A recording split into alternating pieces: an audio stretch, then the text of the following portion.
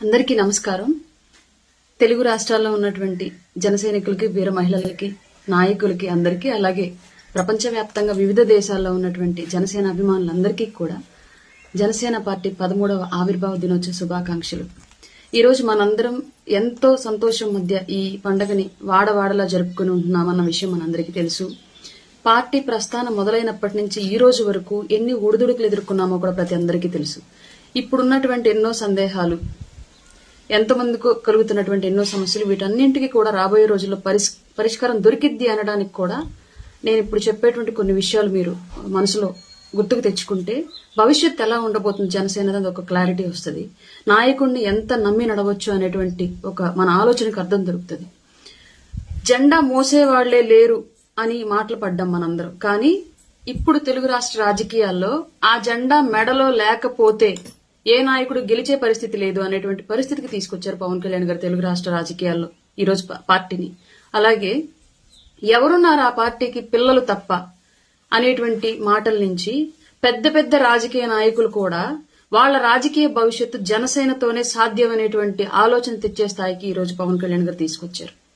అట్లాగే పుట్టగొడుగుల్లాగా ఎన్నో పార్టీలు పుట్టిపోతూ ఉంటాయి, అందులో జనసేన కూడా ఒకటి అనేటువంటి మాటల నుంచి ఇవాళ రాష్ట్ర రాజకీయాల్లోనే కాదు దేశ రాజకీయాల్లో కూడా జనసేన యొక్క ప్రస్థానం భవిష్యత్తులో కొనసాగుతుంది అనేటువంటి రాజకీయ విశ్లేషకులను సైతం విస్మయపరిచే స్థాయిలో ఈరోజు జనసేన పార్టీని పెంచారు పవన్ కళ్యాణ్ గారు.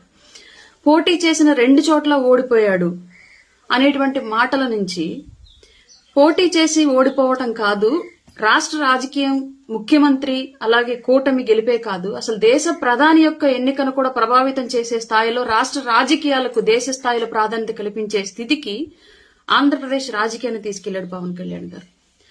దారంతా చీకటి, ఇల్లేమో దూరం, చేతిలో దీపం లేదు, గుండెల నిండా ధైర్యం తప్ప అనేటువంటి నినాదంతో యువతలో చైతన్యం తీసుకొచ్చి రాష్ట్ర రాజకీయాల్లో మార్పును తీసుకొచ్చి ఈ రోజు అదే దారంతా చీకటి అనేటువంటి ఆ నినాదాన్ని మనసు నిండా నింపుకొని చీకటి గూడాలైనటువంటి గిరిజన గూడాలకు వెలుగులు నింపుతూ దారులు ఏర్పాటు చేస్తూ ఇవాళ పల్లెకి పట్టణానికి మధ్య కనెక్టివిటీని ఏర్పాటు చేస్తూ గిరిజన గూడాలను కూడా ఆధునిక సమాజం వైపు నడుపుతున్నాడు పవన్ కళ్యాణ్ గారు. ఎన్నో మాటలు, ఎన్నో అవమానాలు, తనదేముంది ప్యాకేజీ స్టార్ డబ్బులు తీసుకొని రాజకీయం చేస్తున్నాడు, మద్దతు ఇస్తున్నాడు అని ఎంతో మంది అవమానపరుస్తూ ఉంటే వాళ్ళందరి మాటలను కూడా పక్కన పెట్టేసి ప్రజల కోసం తప్ప వేరే ఇంకే విషయం నేను ఆలోచించను అని ఇవాళ ఆంధ్ర రాష్ట్ర రాజకీయంలో పవర్ సెంటర్ గా తనే ఎదిగి పాలిటిక్స్ లో పవన్ కళ్యాణ్ ఎటువైపు ఉంటే అటువైపే విజయం, పవన్ కళ్యాణ్ ఏ ఎజెండా తీసుకుంటే ఆ ఎజెండానే ప్రజల లక్ష్యం అనే స్థాయికి రాష్ట్ర రాజకీయాలను తీసుకెళ్లారు పవన్ కళ్యాణ్ గారు. జనసేన పార్టీని ఆ స్థాయిలో ఎదిగేలా చేశారు పవన్ కళ్యాణ్ గారు.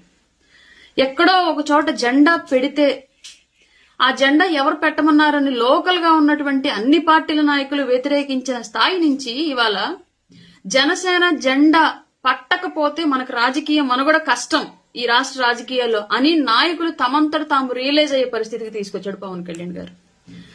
రాష్ట్ర రాజకీయాలు ఏ పార్టీ అధికారంలో ఉంటే ఆ పార్టీ కుటుంబ సభ్యుల పేర్లు పెట్టుకుని అదే రాజకీయం వాళ్లే ఇచ్చినట్లుగా నడుపుతున్నటువంటి తెలుగు రాష్ట్ర రాజకీయాల్లో అసలు మనం ఎవరం మన పేర్లు పెట్టుకోవడానికి? మనం ఎందుకు రాష్ట్ర ప్రజల మీద వాళ్ళకి ఇచ్చేటువంటి వాళ్ళ డబ్బులతో వాళ్ళకి ఇస్తున్నటువంటి పథకాల మీద మన పేర్లు ఎందుకు పెట్టుకోవాలి? ఈ వ్యవస్థను నడిపినటువంటి ఎందరో మహనీయులు ఉన్నారు, వాళ్ళ పేర్లు ఎందుకు పెట్టమని చెప్పేసి వాళ్ళ ఎందరో మహనీయులను మనందరం కూడా స్మరణకు తెచ్చుకుని ప్రజలకు ఇచ్చేటువంటి సంక్షేమ పథకాలు లేదా రాష్ట్రంలో ఏర్పాటు చేసేటువంటి ఎన్నో శాశ్వత నిర్మాణాలు, శాశ్వత ప్రాజెక్టులు, వీటన్నింటికీ కూడా చరిత్రలో కలిసిపోతున్నటువంటి మహనీయుల పేర్లను తీసుకొచ్చి చరిత్ర మరలా తిరగరాసినటువంటి పార్టీ జనసేన పార్టీ, నాయకుడు పవన్ కళ్యాణ్ గారు.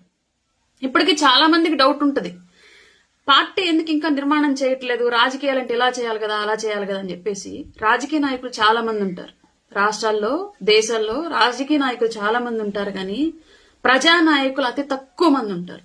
అందులో వేళ్ల మీద లెక్క పెట్టగలిగే వాళ్లలో మొదటి స్థానం ఇవ్వగలిగినటువంటి ఏకైక ప్రజానాయకుడు పవన్ కళ్యాణ్ గారు. ఇవాళకి మీరు బేరీజు వేసుకుంటే పవన్ కళ్యాణ్ గారి విషయంలో ఒక క్వశ్చన్ వేయాల్సి వస్తే పవన్ కళ్యాణ్ గారు రాజకీయ నాయకుడా ప్రజానాయకుడా అంటే ముమ్మాటికి కళ్ళు మూసుకొని చెప్పొచ్చు పవన్ కళ్యాణ్ గారు ప్రజానాయకుడు. రాజకీయ నాయకులకు ఉండేటువంటి కొన్ని లక్షణాలు, అబద్ధాలు చెప్పడం, అవినీతి చేయడం, మోసపూరితమైనటువంటి ప్రమాణాలకు పాల్పడడం, ప్రజల్ని వెర్రివాళ్లుగా చేసి వ్యవస్థల్ని వాళ్ళకు అనుకూలంగా మార్చుకోవడం, ఇలాంటి ఎన్నో అంశాలు ఈ రోజు చాలా మంది రాజకీయ నాయకులు చూస్తూ ఉంటాం. ప్రతిపక్షంలో ఉన్నప్పుడు ఒకలా, అధికార పక్షంలోకి వచ్చాక ఒకలా మాట్లాడే వాళ్ళందరినీ చూస్తూ ఉంటాం. కానీ ఇప్పటి వరకు పార్టీ స్థాపించిన రోజు ఏ డెడికేషన్ తో అయితే, ఏ ఆత్మధైర్యంతో అయితే, ఏ ఆలోచన స్థిరత్వంతో అయితే పార్టీ పెట్టారో ఈ రోజు కూడా అదే స్థిరత్వంతో అధికారంలోకి వచ్చిన తర్వాత ఎలాంటి రాజకీయ ప్రలోభాలకు లొంగకుండా అవినీతి రహితంగా పాలన చేస్తూ ప్రజల పక్షానే పవన్ కళ్యాణ్ అనే విధంగా ప్రజా నాయకుడిగా పేరొందుతూ ముందుకెళ్తున్నాడు. ఇది 12 ఏళ్ల ప్రస్థానంలో అంత ఈజీగా ఏదో కేక్ వాక్ లాగా ఎక్కడా సాధ్యమవల. మనందరం ఇదే కళ్ళతో చూసాం. జెండా చిహ్నం ఏర్పాటు చేసిన దగ్గర నుంచి, పార్టీ చిహ్నం ఏర్పాటు చేసిన దగ్గర నుంచి, పార్టీ గుర్తు రాజకీయాల్లో రిజిస్టర్ అయ్యేంత వరకు ఎన్ని రాజకీయాలు ఆయన మీద చేశారో, ఆ పార్టీ మీద చేశారో మనందరికీ తెలిసిన విషయమే. ఆ రోజు నుంచి ఈ రోజు వరకు కూడా నాయకుడు నడుస్తూ ఉంటే నాయకుడు వెనకాల భుజం మీద జెండా వేసుకుని నడిచినటువంటి ప్రతి సైనికుడు ఈ రోజు 13 సంవత్సరాల ఈ ప్రస్థానంలో మీ అందరి అండదండలు, అడుగుజాడులు, ఈ గెలుపులో మీ అందరి ప్రతి ఒక్కరిది ఉంది. భవిష్యత్తులో కూడా అంతే ఉండాలని మనస్ఫూర్తిగా కోరుకుందాం. ఎందుకంటే నాకేం చేశాడు, నాకేం జరిగింది అనేటువంటి ఆలోచన నుంచి నేను సపోర్ట్ చేయడం వల్ల ఇంత చేస్తున్నాడు నా నాయకుడు అనేటువంటి నిస్వార్థమైన ఆలోచన భావాన్ని గనక అలవర్చుకుంటే, పవన్ కళ్యాణ్ గారు ఏ సమాజాన్ని అయితే నిర్మాణం చెయ్యాలి అని చెప్పేసి రాజకీయాల్లోకి వచ్చాడో ఆ సమాజాన్ని డెఫినెట్ గా మనందరం కూడా ఇదే కళ్ళతో చూస్తూ ఇదే చేతులతో అది సాధించడానికి శ్రమించగలమని మనందరం నమ్ముదాం. ఇప్పటి వరకు ఎలా అయితే మన సహాయ సహకారాలు ఆయనకు అందించామో భవిష్యత్తులో కూడా ఇలాంటి సహాయ సహకారాలు ఆయనకు ఉండాలి. డెఫినెట్ గా మనందరం రాబోయే రోజుల్లో పవన్ కళ్యాణ్ గారిని నమ్ముదాం, నమ్మి నడుద్దాం. ఆయనకి వ్యూహం వదిలేయమన్నారు. మన పని నాయకుడిని ఫాలో అవడం, జరిగే ప్రతిదీ మన మంచికి అనుకోవడం, భవిష్యత్తు కోసం కలలుగంటం, మన బిడ్డల భవిష్యత్తు కోసం మనం శ్రమించడం, ఇది మన బాధ్యత. నిజంగానే పవన్ కళ్యాణ్ గారు ఆంధ్ర రాష్ట్ర రాజకీయాలకు ఒక వరం, ఆంధ్ర రాష్ట్ర ప్రజలకు ఒక వరం. ఆయన లేకపోయి ఉంటే రాజకీయాలు మరొక రీతిలో ఉండాయని చెప్పడంలో అయితే ఎలాంటి సందేహం అక్కర్లేదు. కొన్ని వర్గాలకు ప్రాధాన్యత దొరికింది అన్నా, కొంతమందికి రాజకీయ భిక్ష లభించింది అన్నా, కొంతమందికి అసలు రాజకీయాల పట్ల ఆలోచన కలిగింది అన్నా, కొంతమంది సామాజిక భావజాలం వైపు, సామాజిక దృక్పథం వైపు తమ ఆలోచనలు మరలించుకున్నారు అన్నా, ఇవన్నీ కూడా పవన్ కళ్యాణ్ గారి వలన మాత్రమే సాధ్యమయ్యాయి. ఇందులో ఎలాంటి సందేహం లేదు. కాబట్టి ఈ 13 సంవత్సరాలే కాదు, ఇంకా ఎన్నో సంవత్సరాలు మనందరం కూడా పవన్ కళ్యాణ్ గారితో కలిసి నడవాలి అని ఆయన చేస్తున్నటువంటి ఈ రాజకీయ సేద్యంలో ఖచ్చితంగా మనం కూడా ఆయన చేతికి నాగలులమై ఈ రాజకీయ క్షేత్రాన్ని పంట పండించే విధంగా, ఆ ఫలాలను ప్రజలకు అందించే విధంగా, రాజకీయం అంటే రాష్ట్రం కోసం కానీ వ్యక్తుల కోసం, కుటుంబాల కోసం కాదు అనేటువంటి విధానాన్ని ఆయన ఏదైతే చేస్తూ ఉన్నారో అలాంటి దాన్ని మనందరం సపోర్ట్ చేసి ఈ రోజు మన సహాయ సహకారాలు ఇప్పటి వరకు ఎలా అందించామో ఇంతకు మించి భవిష్యత్తులో పవన్ కళ్యాణ్ గారికి అందించాల్సిన అవసరం అయితే రాబోయే రాజకీయాల్లో ఉంది. ఖచ్చితంగా ఇదే విధంగా ముందుకు కొనసాగుతూ మరొక్కసారి రాష్ట్ర ప్రజలందరికీ కూడా జనసేన పార్టీ 13వ ఆవిర్భావ దినోత్సవ శుభాకాంక్షలు తెలియజేస్తూ మీ రాయపాటి అరుణ. జై జనసేన, జై హింద్.